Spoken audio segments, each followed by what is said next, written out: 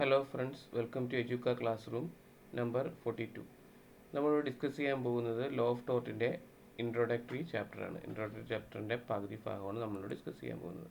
ഇതിനകത്ത് nature and definition of tort, എന്താണ് ടോർട്ടിൻ്റെ നാച്ചർ, ടോർട്ടിൻ്റെ ഡെഫിനിഷൻ എന്താണെന്നാണ് ഡിസ്കസ് ചെയ്യാൻ പോകുന്നത്.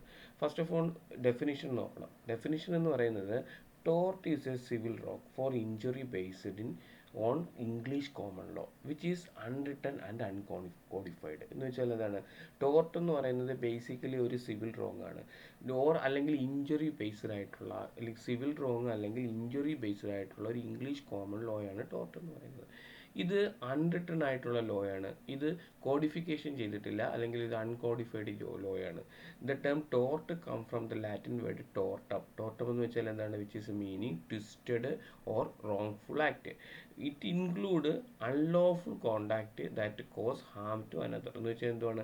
നിയമവിരുദ്ധമായിട്ട് മറ്റുള്ളവർക്ക് ഹാം ഉണ്ടാക്കുന്നതിന്, അല്ലെങ്കിൽ ഹാം ഉണ്ടാകുന്നതിന് വേറൊരാൾ കാരണക്കാരനാകുന്നതിനെയും ടോർട്ട് എന്നാണ് പറയുന്നത്. So the word meaning of the tort is came from the Latin word tortum which means എന്താണ്? ട്വിസ്റ്റഡ് ചെയ്യുന്നു ഓർ റോങ്ഫുൾ ആക്ട് ചെയ്യുന്നു. ഇതൊരു ഒരു അൺലോഫുൾ ആയിട്ടുള്ള ഒരു കോണ്ടാക്റ്റ് ആണ്. അതായത് വേറൊരാൾക്ക് ഹാമിന് കാരണമാകുന്ന ഒരു അൺലോഫുൾ ആയിട്ടുള്ള ഒരു പ്രവൃത്തിയാണ് ടോർട്ട്. സാൾമണ്ട് പറഞ്ഞിരിക്കുന്നത് നോക്കൂ ടോർട്ടിനെ കുറിച്ച്. According to Salmond, tort is a civil wrong for which the remedy is unliquidated damages. Tort എന്ന് പറയുന്നത് എന്താണ്? ഒരു സിവിൽ റോങ് ആണ്. അതിൻ്റെ റെമഡി കിട്ടുന്നത് എവിടെയാണ്? അൺലിക്വിഡേറ്റഡ് ആയിട്ട് ഡാമേജസ് എന്നാണ്. What is meaning of unliquidated damages? Court is decide damage is called unliquidated damages.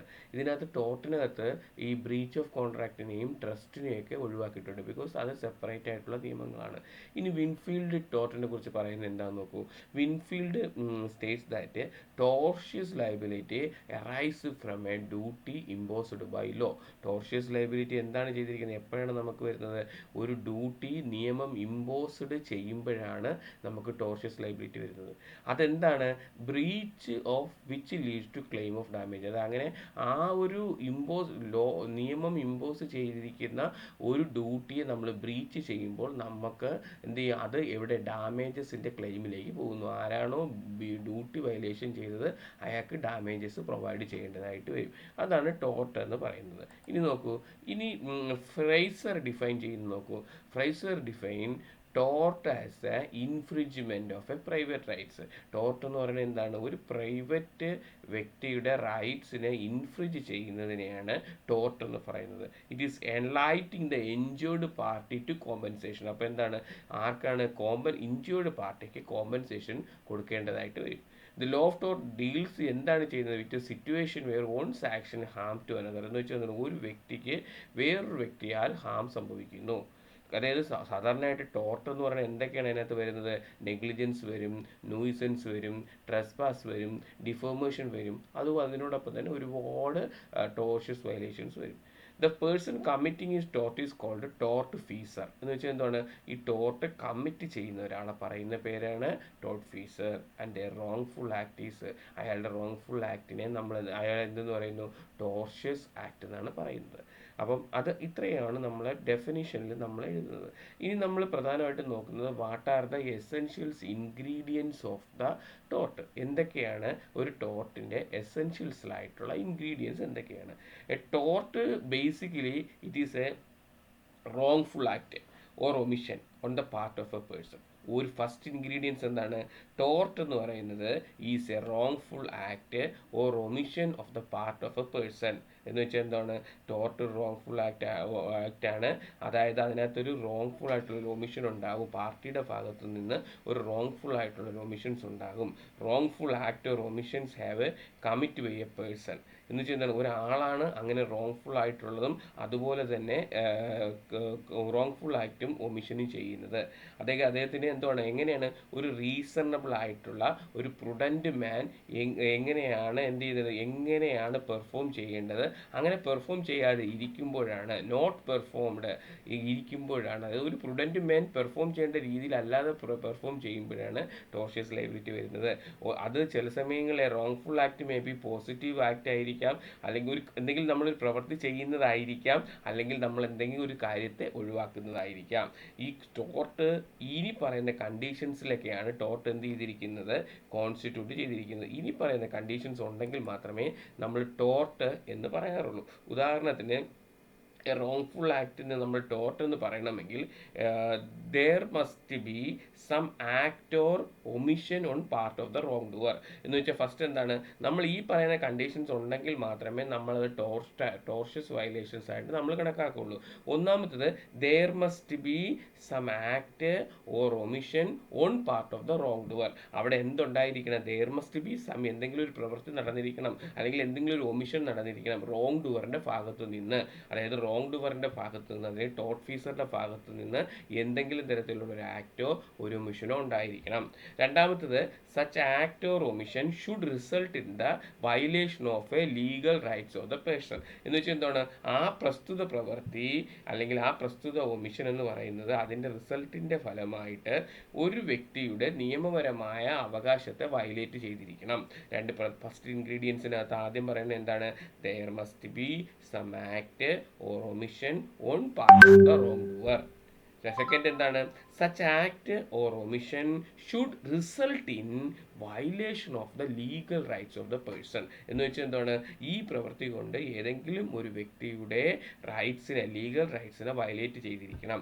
Example നോക്കൂ, A drives his bike at an excessive speed and with his rash and negligent driving injures any person on the road. എന്ന് വെച്ചാൽ എന്താണ്, അയാളുടെ bike അനുവദിച്ചിരിക്കുന്നതിന് അപ്പുറം സ്പീഡിൽ പോയിട്ട് rash and നെഗ്ലിജൻസ്ലി drive ചെയ്തിട്ട് വ്യക്തികൾക്ക് റോഡിൽ അപകടം ഉണ്ടാക്കുന്നു. അപ്പോൾ അതുപോലെ അതാണ് അതിൻ്റെ പ്രധാനപ്പെട്ട എക്സാമ്പിൾ എന്ന് പറയുന്നത്. അതായത് ചെയ്യാൻ പാടില്ലാത്തൊരു ആക്ട് ചെയ്തിട്ട് വേറൊരാളുടെ ലീഗൽ റൈറ്റ്സിനെ എന്ത് ചെയ്തിരിക്കുന്നു, തടസ്സപ്പെടുത്തിയിരിക്കുന്നു. ഒരാൾക്ക് മാന്യമായ രീതിയിൽ നടന്നു പോകുവാനുള്ളൊരു അവകാശത്തെയാണ് അയാളോട് ഹനിച്ചിരിക്കുന്നത്. രണ്ടാമത്തെന്ന് വെച്ചാൽ രണ്ടാമത്തെ ingredients, tort is a kind of a civil wrong. Tort എന്താണ്, ഒരു kind of a civil wrong ആണ്. There are other kinds of civil wrong, അതായത് അത് മറ്റുള്ള സിവിൽ റോങ്സിനെ പോലെയുള്ള ഒരു സിവിൽ റോങ്സ് തന്നെയാണ്. ഉദാഹരണം breach of contract, breach of trust and അതുപോലെ തന്നെ മറ്റുള്ള ഒരുവിധപ്പെട്ട എല്ലാ സിവിൽ റോങ്സിനെയും പോലെ തന്നെ സിമിലർ ആയിട്ടുള്ള ഒരു സിവിൽ റോങ് തന്നെയാണ് tort. But the civil wrongs do not fall within the scope of the tort. പക്ഷേ ഈ പറഞ്ഞ കാര്യങ്ങളൊന്നും ഇതുപോലെയൊക്കെ ആണെങ്കിൽ കൂടിയും, ബ്രീച്ച് ഓഫ് ട്രസ്റ്റ് പോലെയും ബ്രീച്ച് ഓഫ് കോൺട്രാക്ട് പോലെയൊക്കെ ആണെങ്കിൽ കൂടിയും ഇതൊന്നും തന്നെ നമുക്ക് സാധാരണയായിട്ടും there is not in the boundary of the tort. ടോർട്ടിൻ്റെ ബൗണ്ടറിയിൽ വരത്തേയില്ല. അടുത്ത നോക്കൂ, അടുത്ത മൂന്നാമത്തത്, tortious liability arise from the breach of duty fixed by law. എന്ന് വെച്ചാൽ ടോർഷ്യസ് ലയബിലിറ്റി നമുക്ക് എപ്പോഴാണ് വരുന്നത്, ഒരു ബ്രീച്ച് ഓഫ് ഡ്യൂട്ടി ഫിക്സ് ചെയ്ത് വെച്ചിരിക്കുന്ന അത് എന്ത് ചെയ്തുകൊണ്ട് വയലേറ്റ് ചെയ്യുമ്പോഴാണ് നമുക്ക് ടോർഷ്യസ് ലയബിലിറ്റി വരുന്നത്. ഇതൊക്കെ നമ്മൾ ചെറുതായിട്ട് ഇൻട്രൊഡക്ഷനിൽ മെൻഷൻ ചെയ്തിട്ടുണ്ട്. Tortious liability cannot be created by an agreement of the parties concerned. എന്ന് വെച്ചാൽ എന്താണ്, ടോർഷ്യസ് ലയബിലിറ്റി ഒരു കാരണവശാലും എന്ത് സംഭവിക്കത്തില്ല, ഒരു എഗ്രിമെന്റ് വഴി ടോർഷ്യസ് ലയബിലിറ്റി വരത്തില്ല. എഗ്രിമെന്റ് ഇതാവുമ്പോൾ അത് കോൺട്രാക്റ്റ് ആയിട്ട് പോകത്തില്ല. എഗ്രിമെന്റ് വഴി എന്ത് വരത്തില്ല, ടോർഷ്യസ് ലയബിലിറ്റി വരത്തില്ല. അടുത്ത് നോക്കൂ, നാലാമത്തത്, the duty is towards A person generally. എന്ന് വെച്ചാൽ വ്യക്തി, അതായത് ഡ്യൂട്ടി എന്ന് പറയുന്നത് എന്താണ്, ഒരു വ്യക്തിക്ക് ജനറലി ഉള്ളൊരു ഡ്യൂട്ടിയാണ്. It is not towards a particular person. ഈ ടോർഷ്യസ് ലയബിലിറ്റിയോ അല്ലെങ്കിൽ ടോർട്ടിൻ്റെ കാര്യങ്ങളോ ഒരു മൊത്തത്തിലുള്ള ആൾക്കാർക്കുള്ള ഡ്യൂട്ടിയാണ്, അല്ലാതെ ഒരാൾക്ക് ഒരു വ്യക്തിക്ക് മാത്രം സംബന്ധിക്കുന്നതല്ല.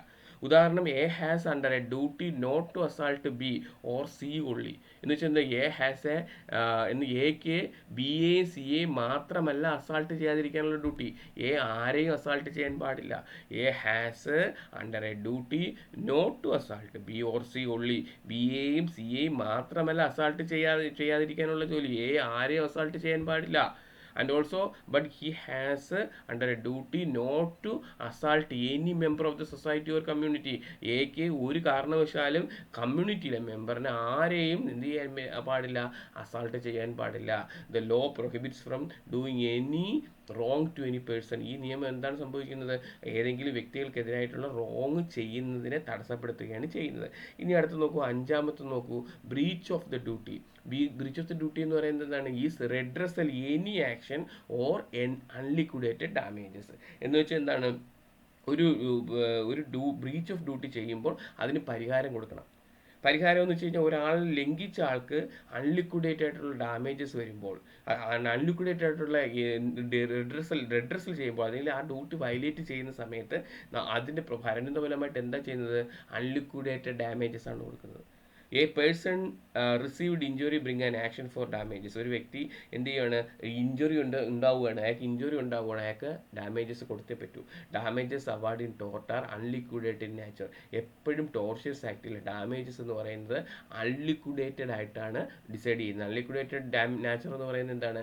ഈ ഡാമേജസ് ഡിസൈഡ് ചെയ്യുന്ന കോഡാണ്. Which means such amount is, അതും വേറൊരർത്ഥവും കൂടി എന്ന് പറയുന്നത്, ഈ അൺലിക്വിഡേറ്റഡ് ഡാമേജസ് എന്ന് പറയുന്നത് ഈ amount not determined by previously. എന്ന് വെച്ചാൽ എന്താണ്? ഈ ഡാമേജസിന് ഇത്ര എമൗണ്ട് കൊടുക്കണമെന്ന് പ്രീവിയസ്ലി ഡിസൈഡ് ചെയ്യാൻ പറ്റില്ല. But the determination is the same left to the description of court.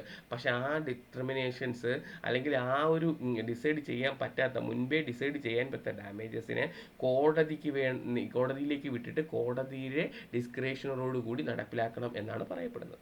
അത് കഴിഞ്ഞ് നോക്കൂ, അതാണ് നമ്മൾ ഇൻട്രൊഡക്ഷൻസ് ആയിട്ട് പറയുന്നത്. അപ്പോൾ ഇത് വളരെ കുറച്ച് മാത്രമേ നമ്മൾ എന്ത് ചെയ്തിട്ടുള്ളൂ? ഈ സൈഡിനകത്ത് നമ്മൾ അപ്ലൈ ചെയ്തിട്ടുള്ളൂ. അപ്പോൾ ഒന്നും കൂടെ നോക്കൂ. ടോർഷ്യസ് ലയബിലിറ്റിയുടെ ഡെഫിനിഷൻസ് കഴിഞ്ഞു. ടോർഷ്യസ് ലയബിലിറ്റി ഡെഫിനിഷൻ എന്താണ്?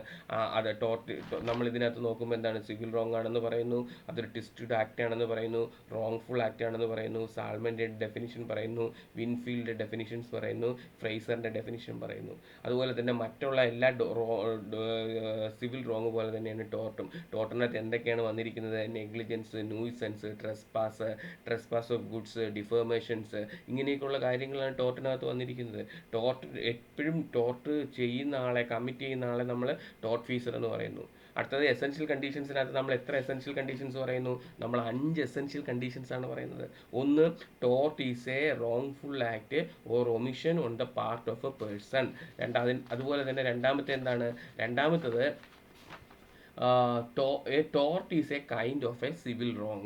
3, tortious liability arise from the breach of a duty fixed by law.